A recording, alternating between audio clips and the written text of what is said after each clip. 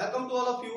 Student IQ class में आपका स्वागत है। स्टूडेंट, कल के वीडियो में हम लोगों ने देखा था पार्ट 1 हिस्ट्री का, जिसमें हम लोग हिंद चीन तक कर लिए थे। आज की वीडियो में हम लोग भारत में राष्ट्रवाद के बारे में देखेंगे और इसको समझने का प्रयास करेंगे। आप जानते हैं कि भारत में जो राष्ट्रवाद हुआ वो महात्मा गांधी के समय से लेकर और उनके पहले क्रांति को लेकर और क्या क्या इसके बीच में हुआ कि भारत कैसे आजाद हुआ, भारत को किस प्रकार अंग्रेजों का शासन हुआ और कैसे कैसे यहाँ पे राजनीतिक विस्तार हुआ अंग्रेजों का, इन सब चीजों के बारे में देखते हैं। तो चलिए शुरू करते हैं। प्रथम विश्व युद्ध के किन्हीं दो कारणों का वर्णन करें। तो पहला है कि प्रथम विश्व युद्ध का दो कारण क्या था। तो प्रथम विश्व युद्ध का दो कारण तो एक था कि जितने भी उपनिवेश के क्षेत्र में लोग भाग रहे थे। उपनिवेश के क्षेत्र का मतलब होता है कि लोग अपना अपना साम्राज्यवाद पर विकास कर रहे थे कि हमारा साम्राज्यवाद इतना फैल जाए, हम इतना जमीन ले ले, हम इतना। तो इसी होड़ में प्रथम विश्व युद्ध का एकमात्र पहला कारण यह था। प्रथम विश्व युद्ध का पहला मात्र कारण था साम्राज्यवाद का विकास और उपनिवेशवाद का विकास। सभी देश, फ्रांस हो, डच हो, पुर्तगाली हो, सभी चाहते थे कि हम अपना साम्राज्य बहुत ज्यादा फैला दें और इसी होड़ में विश्व युद्ध क्या हो गया तो होने वाला था। क्योंकि अब यहाँ पे जो लोग आ गए अब आपस में लगे क्या करने, झगड़ा करने, तो ये विश्व युद्ध का कारण बन गया। तो यूरोपीय उपनिवेश प्रतिस्पर्धा, यह युद्ध औद्योगिक क्रांति के परिणाम स्वरूप उत्पन्न औपनिवेशिक प्रतिस्पर्धा बनाए रखने के कारण हुआ। औपनिवेशिक प्रतिस्पर्धा का शब्द का अर्थ होता है कि उपनिवेश बनाने के चक्कर में, सिंपल समझिएगा, औपनिवेशिक प्रतिस्पर्धा का मतलब होता है उपनिवेश बनाने के चक्कर में ये क्या हो गया तो प्रथम विश्व युद्ध हो गया। और दौड़ में मैं उससे आगे निकल जाऊं, मैं उससे आगे निकल जाऊं, ये देश कहता था मैं उससे आगे निकलता हूं, तो ये क्या हो गया था तो प्रथम विश्व युद्ध हो गया था। तो प्रथम विश्व युद्ध का एकमात्र कारण था औद्योगिक प्रतिस्पर्धा बनाए रखने के कारण हुआ। यह इस युद्ध द्वारा ब्रिटेन अपने भारतीय उपनिवेशों पर अपना प्रभाव बनाए रखना एवं सुरक्षा करना चाहता था। इस युद्ध में सबसे मेन था खलनायक ब्रिटेन। ये भारत से जाने का नाम ही नहीं ले रहा था। सब लोग भारत से चले गए लेकिन ब्रिटेन भारत से जाने का नाम नहीं ले रहा था। तो ये एक विश्व युद्ध का एकमात्र कारण यह भी था। और एक और है साम्राज्यवादी प्रतिस्पर्धा। उपनिवेश प्रतिस्पर्धा तो था ही, दूसरा कौन था, साम्राज्य। अपने साम्राज्य का विस्तार करने के लिए हमारा यहाँ तक साम्राज्य है और लोग इसी में मर जाते हैं, जमीन कीनते चले जाते हैं। तो ये साम्राज्यवाद के विस्तार में एक बार हम लोग पढ़े थे कितनी जमीन, हम लोग हिंदी में था, है ना, कितनी जमीन में था। तो वह बोला, एक राजा बोला कि तुम शाम तक जितना दूर चल के आ सकते हो वो जमीन तुम्हारा हो जाएगा। तो वो करता क्या है, चलते बहुत दूर चला जाता है। सूरज की किरण मतलब डूबने से पहले उसको लौटना था। अब उधर से आने के लिए इतना तेज दौड़ा कि देखा अभी जमीन उतना दूर है, तो यहीं पे खून भर के क्या हो गया, मर गया। अगर उसको थोड़ा सा मतलब कि चिंता रहता, थोड़ा जमीन दौड़ लेता, उसको उतना ही में जिंदगी बीत जाता ना। तो यही है साम्राज्यवाद के चक्कर में वो मर गया। तो यही साम्राज्यवाद के चक्कर में प्रथम विश्व युद्ध भी हुआ था। कोई दिक्कत, आगे चलिए। भाई रॉलेट एक्ट क्या था। तो रॉलेट एक्ट एक प्रकार का काला कानून था जो अंग्रेजों ने भारतीयों के ऊपर लगाया गया था। इसमें क्या था, बिना किसी वारंट के भारतीयों को गिरफ्तार किया जा सकता था। समझ रहे हो, कोई दिक्कत तो लिखा जाएगा। रॉलेट एक्ट क्या था, एक प्रकार का काला कानून था जो अंग्रेजों के द्वारा भारतीयों को लगाया गया था। इसमें किसी भी भारतीय को शक के आधार पर बिना वारंट के क्या किया जा सकता था तो गिरफ्तार किया जा सकता था। इसी के संबंध में देखिए 21 मार्च 1919 में केंद्रीय विधान परिषद इसके अंतर्गत एक विशेष न्यायालय का गठन का प्रावधान था, ये था। तो रॉलेट एक्ट ये था। कोई दिक्कत, लिखा जाएगा। रॉलेट एक्ट के बारे में बोलिए लो ना। खिलाफत आंदोलन क्या क्यों हुआ, देखिए खिलाफत आंदोलन 1920 ईस्वी में हुआ था। कब हुआ था, 1920 में, जब यहाँ पे हम लोग यहाँ असहयोग आंदोलन हो रहा था। तो आपके खिलाफत आंदोलन हो रहा था, जानते हैं कहाँ पे, देखिए तुर्की में, ठीक है। तुर्की में भी खिलाफत आंदोलन और हमारे यहाँ भी आंदोलन हुआ, खिलाफत आंदोलन। देखो एक्चुअली हुआ क्या, तुर्की का जो सुल्तान था, हमारे यहाँ देखो महात्मा गांधी बहुत अच्छा ना काम किए। इधर हम लोग सब कोई लड़ रहे थे अंग्रेजों से, मुसलमान उतना नहीं लड़ रहे थे, है ना।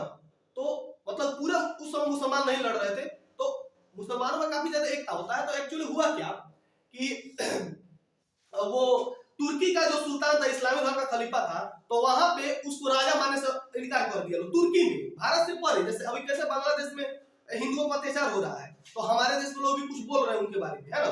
तो उसी तरह तुर्की का जो सुल्तान था, जो इस्लामी धर्म का खलीफा हुआ करता था, तो एक्चुअल में वहां उस पर अत्याचार होने लगा, मतलब उसको राजा मानने से इनकार कर दिया गया। तो वहां के लोग लगे विरोध करने, वहां के लोग, और उसका प्रभाव कहां पे देखने को मिला? इंडिया में। तो इंडिया के लोग भी क्या करने लगे, और ये सब किसके चलते हो रहा था? ये सब हो रहा था ब्रिटेन के चलते। किसके चलते हो रहा था? ब्रिटेन के चलते। अब यहाँ के मुसलमान भी क्या करने लगे? ब्रिटेन के लोगों का क्या करने लगे?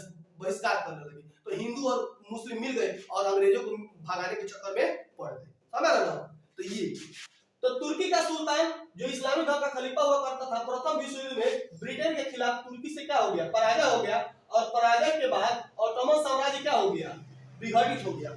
पराजय के बाद ऑटोमन साम्राज्य क्या हो गया? विघटित। ये ऑटोमन साम्राज्य है ना बाबू, बहुत ज्यादा शक्तिशाली था, लेकिन ये जो है ना ब्रिटेन इसको तोड़ दिया।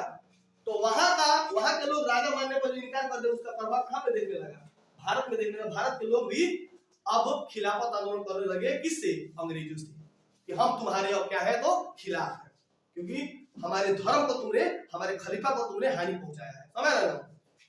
तो नीति को कहा कि तुर्की के प्रति, यहाँ के लोगों ने कहा, वहां के भी लोगों ने और यहाँ के भी लोगों ने कहा कि तुर्की के प्रति ब्रिटेन अपनी नीति बदल दो। तुम जैसा तुम तुर्की को जिस नजर से देख रहे हो, उस नजर से देखना छोड़ दो। तो इन लोगों ने क्या किया था? तो खिलाफत आंदोलन किया था। आई होप आपको समझ में आया होगा कि तुर्की का सुल्तान जो इस्लामी धर्म का खलीफा हुआ करता था, ब्रिटेन के, है ना, ब्रिटेन के कुछ नीति के कारण वहां के लोगों ने वहां के जो सुल्तान थे उनको राजा मानने से इनकार कर दिया, है ना। बहुत सारी जनता ने वहां पे क्रांति कर दी। उसका प्रभाव भारत में देखने को मिला। यहाँ के लोगों ने भी ब्रिटेन के प्रति क्या कर दिया? तो आंदोलन कर दिया। इसे खिलाफत आंदोलन का नाम देते हैं। ठीक है, कोई दिक्कत? भाई ये जलियांवाला बाग हत्याकांड कौन नहीं जानता है? 13 अप्रैल 1919 ईस्वी को, है ना, रॉलेट एक्ट के विरोध में यहाँ पे एक जनसभा चल रही थी, है ना। तो एक अंग्रेजों का एक नेता था जनरल डायर, है ना, उसने क्या किया? चारों तरफ से बाग को घेरवा दिया और गोलियां बरसाया। गोलियां बहुत सारे लोग मरे गए, इसीलिए इसको जलियांवाला बाग हत्याकांड के नाम से जानते हैं। देखो, उसके बाद मुस्लिम लीग का क्या उद्देश्य था? तो आप जानते हैं मुस्लिम लीग का स्थापना कब हुआ था? 30 दिसंबर 1906 ईस्वी को हुआ था। कब हुआ था? 30 दिसंबर 1906 को। 30 दिसंबर 1906 को मुस्लिम लीग का स्थापना हुआ था, याद रखिएगा। इसका उद्देश्य था मुसलमान के हितों की रक्षा करना। मुस्लिम लीग का क्या उद्देश्य था? अरे भाई, मुस्लिम लीग है तो निश्चित है कि मुसलमान के जो हित होगा, यानी हित का मतलब होता है जो उनके कार्य होंगे, मुसलमान के हितों की रक्षा करना। हित का मतलब यहाँ पे हित पुरुष नहीं, मतलब उनके लिए क्या अच्छा है इसकी रक्षा करना। तो मुसलमान के हितों की रक्षा करना, इसकी नींव ढाका के नवाब सलीमुल्लाह खान ने रखी थी। इसकी नींव किसने रखी थी? ढाका के नवाब सलीमुल्लाह ने रखी थी। किसने रखी थी? ढाका के नवाब सलीमुल्लाह ने रखी थी। इसका उद्देश्य मुसलमानों को सरकारी सेवा में उचित स्थान दिलाना एवं न्यायाधीश के पद पर मुसलमानों को जगह दिलाना। यानी इसका उद्देश्य था कि मुसलमान भी जज बन सकते हैं। इसका उद्देश्य क्या था? मुसलमान भी जज बन सकते हैं और सरकारी सेवा में ये भी जा सकते हैं। मुस्लिम लीग का यह उद्देश्य था। विधान परिषद में अलग निर्वाचक मंडल बनाना और काउंसिल में उचित जगह पाना। विधान जो परिषद थी उसमें अलग निर्वाचक मंडल बनाना और काउंसिलिंग में उचित जगह पाना, यानी ये सब मुस्लिम लीग का क्या था? तो उद्देश्य था। तो कहेगा मुस्लिम लीग के क्या उद्देश्य थे? तो मुस्लिम लीग का स्थापना 30 दिसंबर 1906 ईस्वी में हुआ था। मुसलमान के हितों की रक्षा करना था, यानी मुसलमान सरकारी नौकरियों में, यानी सरकारी जगह पे अच्छे पोस्ट पे जाए, न्यायाधीश बने। उसके अलावा क्या हो तो इनको विधान परिषद में भी, इनको काउंसिलिंग में भी अगर सीट वगैरह इनका अलग से सीट मिले, है ना। ये सब मुस्लिम लीग का क्या था? तो उद्देश्य था। कोई दिक्कत? आगे बढ़े भाई। दांडी यात्रा का क्या उद्देश्य था? दांडी यात्रा का, दांडी यात्रा, तो दांडी यात्रा महात्मा गांधी के द्वारा शुरू की गई थी, है ना। गुजरात के दांडी, गुजरात में एक जगह है, गुजरात में दांडी तट है। क्या है? तो दांडी तट है। वहां पे पहुंचकर, है ना, क्योंकि अंग्रेज ने क्या किया था? नमक पे कानून लगाया था। अंग्रेज ने क्या किया था? नमक पे कानून लगाया था कि भारतीय नमक नहीं बना सकते हैं। तो महात्मा गांधी ने इसका बहिष्कार किया। किससे? दांडी यात्रा से। वे, है ना, अपने, देखिए दांडी यात्रा में दांडी समुद्र तट पहुंच समुद्र के पानी से नमक बनाकर नमक कानून का उल्लंघन कर सरकार को बताना था कि नमक पर कानून आपके लिए ये अनुचित फैसला है। ठीक है ना, कोई दिक्कत? तो दांडी यात्रा क्या उद्देश्य डांडी यात्रा का उद्देश्य था कि डांडी तट पर पहुंचकर वहां के पानी, समुद्र के पानी से नमक पर लगाए गए कानून को तोड़ना था। यह सब काम किसने किया? महात्मा गांधी ने। 77 अनुयायियों के साथ गए थे, है ना।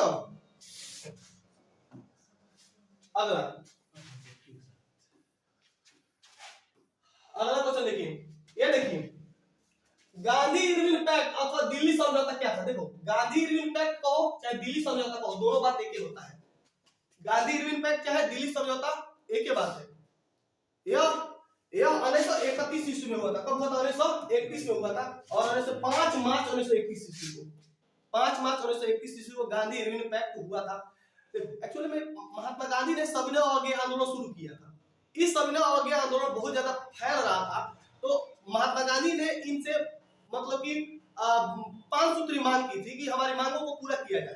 तो महात्मा गांधी को बुलाया था लॉर्ड इरविन ने दिल्ली में। कहां पे? दिल्ली में। और वहां पे समझौता किया था, वहां पे समझौता किया था। तो वहां इस समझौता में गांधी जी को इरविन से नहीं पटा, वहां से गांधी उठ के चले आए। समझ रहे हो?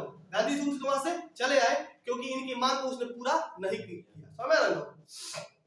7 सूत्री मांग रखा था शायद, ठीक है। चलिए तो देखिएगा, सविनय अवज्ञा आंदोलन को समाप्त करने के उद्देश्य से, किस उद्देश्य से सविनय, क्यों? अरे यही ना, महात्मा गांधी सविनय अवज्ञा आंदोलन स्टार्ट किए थे। इरविन को काफी ज्यादा प्रॉब्लम था। महात्मा गांधी क्या चाहिए आपको? आप तो हमारी मांगे पूरी करो। तो बोलिए आपकी क्या मांगे, आइए दिल्ली में बैठ के बात करते हैं। तो दिल्ली में महात्मा गांधी के साथ इरविन बैठ के एक समझौता किया था। बोले क्या दिक्कत है? तो ये ही समझौता को क्या कहा जाता था? दिल्ली समझौता, चाहे गांधी इरविन पैक्ट के नाम से जाना जाता है, ठीक है। देखिए, सविनय अवज्ञा आंदोलन को समाप्त करने के उद्देश्य से सरकार की ओर से लॉर्ड इरविन और गांधी जी के बीच 5 वर्ष 31 ईस्वी को एक समझौता हुआ। इससे ही गांधी इरविन पैक्ट को दिल्ली समझौता कहा जाता है। इसके तहत गांधी जी ने स्वतंत्रता आंदोलन को स्थगित कर दिया, द्वितीय गोलमेज सम्मेलन में भाग लेने की सहमति प्रदान की। लेकिन उतना यह बात नहीं माना था इरविन, है ना। तो गोलमेज सम्मेलन हुआ था 1930, 1931, 1932। 1932 में पुनः समझौता हुआ था। किसके बीच? महात्मा गांधी के बीच और बी.आर. अम्बेडकर के बीच। 1932 में क्या हुआ था? तो पुनः समझौता भी हुआ था। किसके बीच? महात्मा गांधी के बीच और डॉक्टर भीमराव अम्बेडकर के बीच। कब? 1932 में पुनः समझौता हुआ था। कुछ याद हो चाहे नहीं हो, यह क्वेश्चन सबको याद रहता है ना। चंपारण सत्याग्रह के बारे में बताएं। कौन नहीं जानता है? महात्मा गांधी चंपारण में आए थे, यहाँ नीले किसानों के विरुद्ध किए थे। किसानों की स्थिति काफी ज्यादा दयनीय थी। महात्मा गांधी ने उनके साथ मिलकर, राजकुमार शुक्ल के साथ मिलकर ये सब काम, नील की खेती, सब बच्चा को याद है ना। तो उस क्वेश्चन को हम नहीं ध्यान देंगे। ये देखो साइमन कमीशन के बारे में। साइमन कमीशन को संक्षिप्त टिप्पणी लिखे। आप जानते हैं ना, साइमन कमीशन, भारत में एक कमीशन का गठन होना था जिसमें भारत का संविधान तैयार करना था। क्या तैयार करना था? भारत का संविधान तैयार करना था।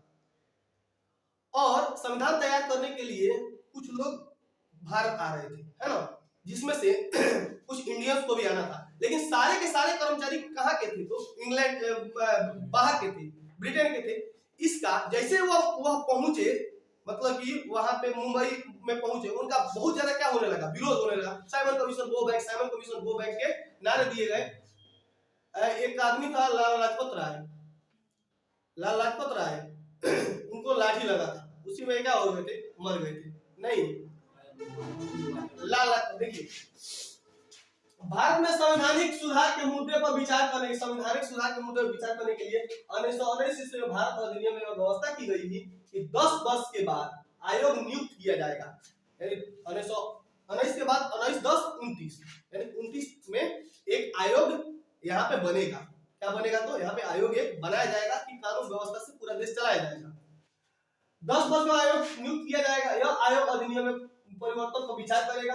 सर जॉन साइमन के नेतृत्व में 27 ईस्वी को साइमन कमीशन बना। साइमन कमीशन कब बना? 1927 ईस्वी को। किनके अध्यक्षता में? सर जॉन साइमन के अध्यक्षता में साइमन कमीशन बना। जिस 7 सदस्य आयोग का गठन किया गया उसमें एक भी भारतीय नहीं था। 7 सदस्य थे, उनमें एक भी भारतीय का चयन नहीं हुआ था। भारत के स्वशासन का सवाल निर्णय विदेशियों द्वारा किया जाना था। 3 फरवरी 1928 ईस्वी को बंबई पहुंचने पर साइमन कमीशन का पूरे भारत में क्या हुआ? तो विरोध हुआ। 3 फरवरी 1928 ईस्वी को जब साइमन कमीशन बंबई के मतलब कि वहां पे पहुंचता है तो वहां पे उसका क्या होता है, साइमन कमीशन गो बैक के नारे लगते हैं और उसका विरोध किया जाता है। ठीक है ना? क्यों? क्योंकि एक भी भारतीय नहीं था, तो जो भारतीय नहीं रहेगा तो हमारे देश का कानून व्यवस्था कैसे बनाएगा? सभी के सभी अंग्रेज थे इसमें, जबकि इसमें भारतीयों को होना चाहिए था। तो यही कारण था कि साइमन कमीशन का बहिष्कार किया गया। कोई दिक्कत तो आएगा कि नहीं समझ में? हमें बता दे रहे हैं साइमन कमीशन पर। तो कहिएगा कि साइमन कमीशन एक प्रकार का कमीशन था जो भारत में है ना संवैधानिक स्तर पे सुधार करने के लिए बनाया जाना था, समझ ना? लेकिन इसमें 7 सदस्य होने थे, लेकिन इसमें सारे के सारे सदस्य कैसे थे? अंग्रेज थे। तो हमारा फैसला एक विदेशी कैसे कर सकता है?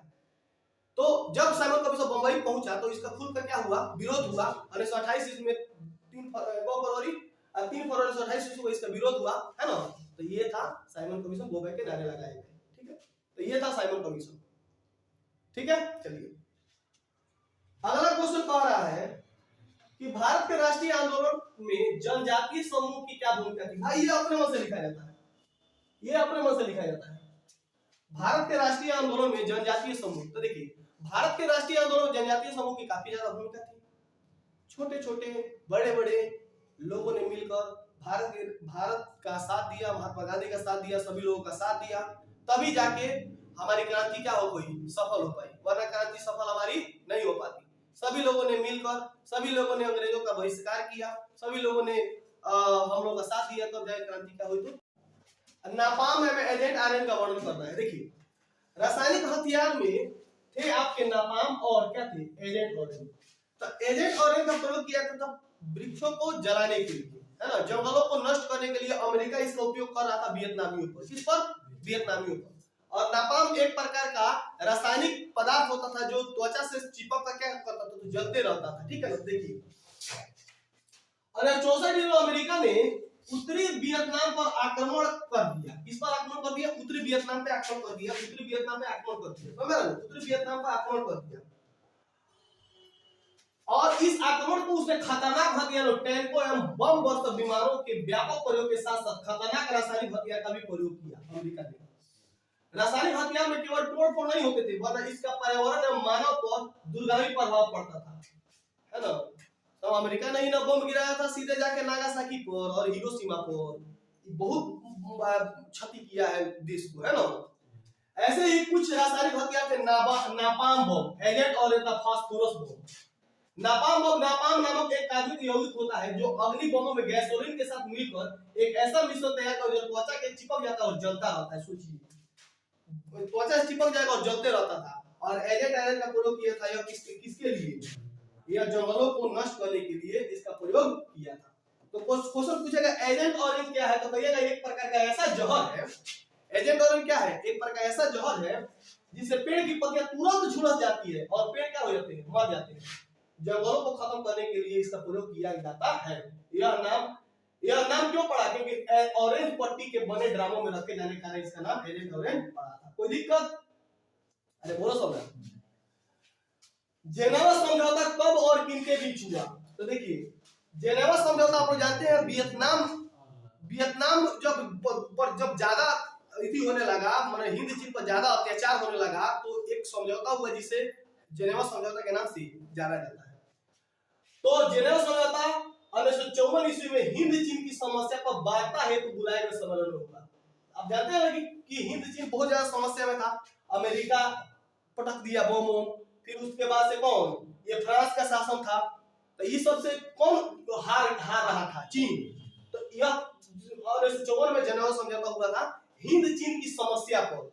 किस देश की समस्या पर? हिंद चीन की समस्या पर यह वार्ता बुलाया गया था। इसमें वियतनाम को 2 हिस्सों में बांट दिया गया। लाओस तथा कंबोडिया में वैध राजतंत्र को स्वीकार कर संसदीय शासन प्रणाली को अपनाया गया। यह है आपका जेनेवा समझौता। मिलते हैं अपने नेक्स्ट वीडियो में, हम भारत के राष्ट्रवाद को लेकर, और पार्ट 2 में हम टोटल हिस्ट्री का चैप्टर कंप्लीट करेंगे। Thank you very much.